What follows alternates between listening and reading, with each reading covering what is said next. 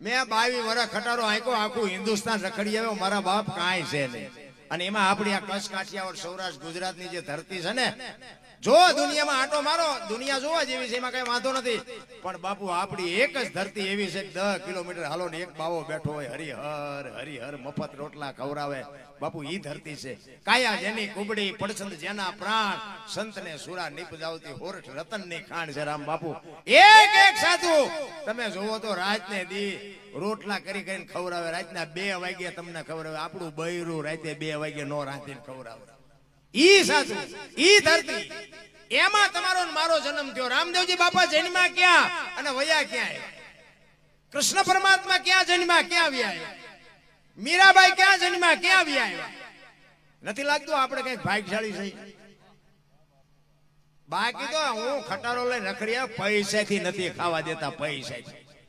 અમારે તો ગાડીઓ પડી હોય ને, અમારે ખટારા પડ્યા હોય ને, આપણે આગા પાછા થાય ને ગાડીમાંથી હથોડી કા ડબલા ગમે એક લઈને પાછા એક બાજુ ઉભા હોય. આપણે એમ કહીએ પણ અમારું છે તો કે 10 રૂપિયા દેવો તો આપું. આપણી વસ્તુ લઈ લે આપણી ગાડીમાંથી, એ વસ્તુ આપણે જોઈતી હોય તો આપણે એમને પૈસા દેવા પડે. આવી સારી વસ્તી છે. આ આપણા સાધુડા બાપુ હરિહર, ચા, રોટલા, ગાટલા, ગાડલા, ઘોડિયા કાંઈ ન ઘટે. ગમે એટલા દી રહ્યો, કોઈ સાધુ એમ નો કે કેદી જવાનું કરી. આ કેવું ભજન છે રામ! તમે જોવો તો ખરા, ધર્મના વાવટા ફડાકા મારે. શું આપણે વાતો કરી? આ જેટલા જેટલા ઇતિહાસ સગાડ છે બાપુ, દીકરો કાપે, હે જલારામ બાબુ બૈરું આપી દે, જેવી તેવી વાતો છે. સીબી રાજાને અને ઓલાને શું હગું થતું? આમાંથી કોઈને ખબર હોય કયો તો શું હગું હતું બેન? શું કામ? આ બાપુ એ તો અયોધ્યાનો સમ્રાટ હતો, એને માંગ્યું હોત એ આપી દે. એને પોતાની માટી એમ કે મારા બરોબર તમારી માટી આપી દો. હગું શું થતું તું? માટી જ આપવી પડે? અરે સમજવું અઘરું છે મારા રામ. ભજન એમને સમજાય એવી વાત જ નથી. એક વાણી કે પેલા મેં જન્મ્યા, પછી જન્મ્યા બડા ભાઈ, પછી ધામધૂમથી મારા બાપા જન્મ્યા, પછી જન્મી મારી માં. લ્યો વાનો ભાંગી નાખે કો હોય આવું? પેલા હું જન્મ્યો, પછી મારા મોટા ભાઈ જન્મ્યા, પછી મારા બાપા જન્મ્યા, પછી મારી માં જન્મી, આવું હોય? અમે કહીએ છીએ હોય, તમને ન સમજાય તમારો પ્રશ્ન છે.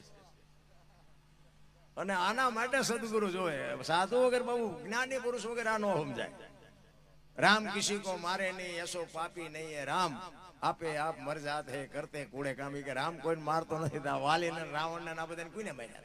એટલા માટે હું કહું છું, વહુ હારો ભેગા પાણી પૂરીયું ખાતા હોય, અહીંયા પરજા જેવી થાય. શું આપણે વાત કરીએ?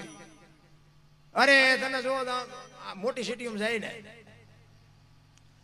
વાળ કપાવે, બોલો બેનું વાળ કપાવે. કપાવતા હોય કપાવજો, હું કોઈ ના પાડવા નથી આવ્યો.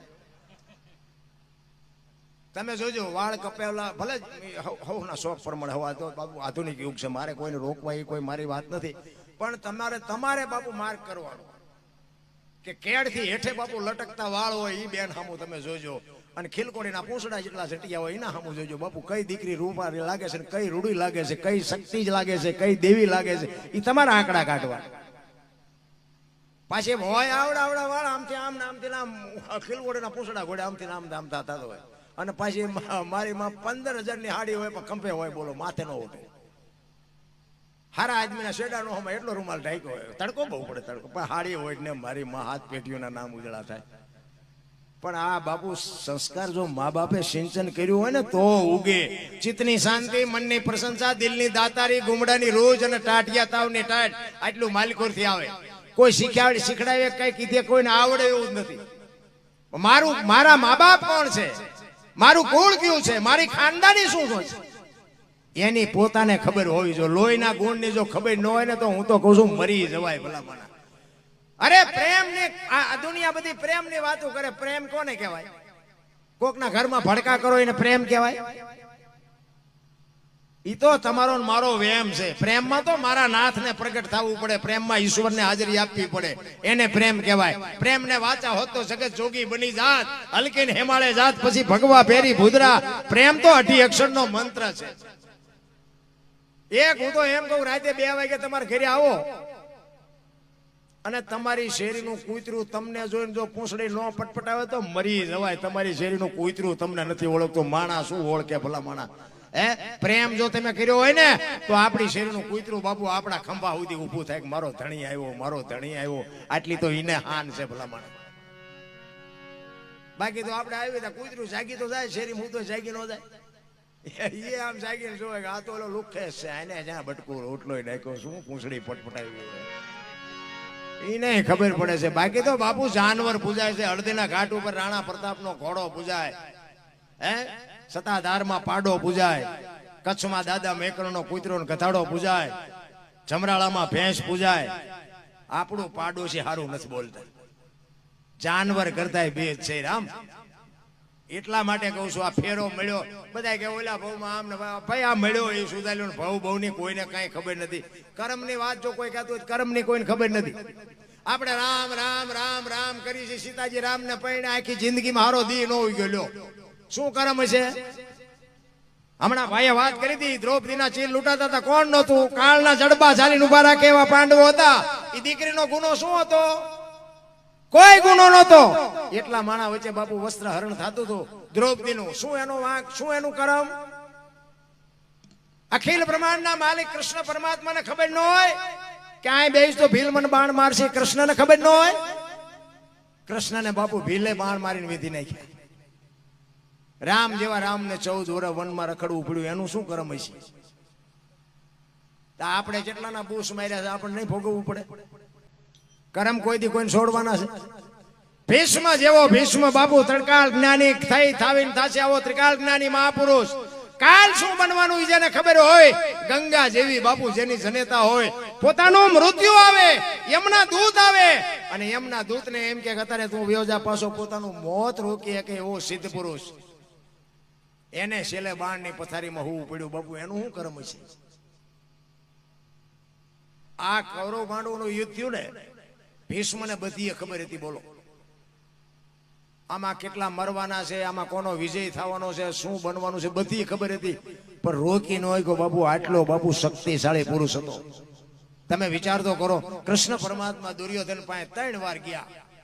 એ કે દુર્યોધન સમજ આ ન કરાય, હસ્તિનાપુરની ગાદી લઈ લે, 5 ભાઈઓને 5 ગામ દે, અમને ખાવું શું? એ કે હોવાના નાકાની હણી જેટલું નથી દેવું, કે બાજવું પડશે, કે બાજવું છે પણ દેવું નથી. લો એ બાજા બધા ધંધે લઈ ગયા. શું કાઢ્યું? બધાને ખબર છે રામાયણ. હમણાં ભાઈએ કીધું ને રામાયણ કે જ્યાં તારું તારું થાય રામાયણ ને મારું મારું થાય મહાભારત. રામાયણ અને મહાભારત બે મહાપુરુષો બનાવ્યા છે. કેવા ભાઈ હોય, કેવા માં હોય, કેવી દીકરી હોય, કેવી પત્ની હોય, કેવા ભાઈ કુટુંબ હોય, આ બધું જોવું હોય કે રામાયણમાં જોવું, અને રળેલું ન ખાવું હોય મહાભારતમાં જોવું. એટલે આપણે ઈ જ હાલે છે ને બધે ચારે બાજુ. તમે જો રામચંદ્ર પરમાત્મા વનમાં જાય, લક્ષ્મણને કહે છે કે લક્ષ્મણ બાપનું ધ્યાન રાખજે, રાજનું ધ્યાન રાખજે, 14 વર્ષ કાલ પૂરા થાય હું આવતો રહીશ. ત્યારે લક્ષ્મણ એમ કહે છે કે મોટા ભાઈ તમે મારા બાપ છો અને સીતા મારી માં છે, મારા મા બાપ વનમાં જતા હોય તો અયોધ્યા જેને જોઈને મુબારક. બાપુ નોખી નોખી માયુના છોકરા હતા.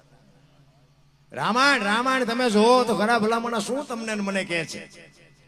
ઈ કે અયોધ્યાનું રાજ જેને જોઈને મુબારક. નકા અયોધ્યાની ગાદી એટલે દશરથ તારો દરબાર, ઇન્દ્ર જેની આશા કરે તેથી ભાઈઓ વિનાનું ભેકાર કડવું લાગે કાગડા.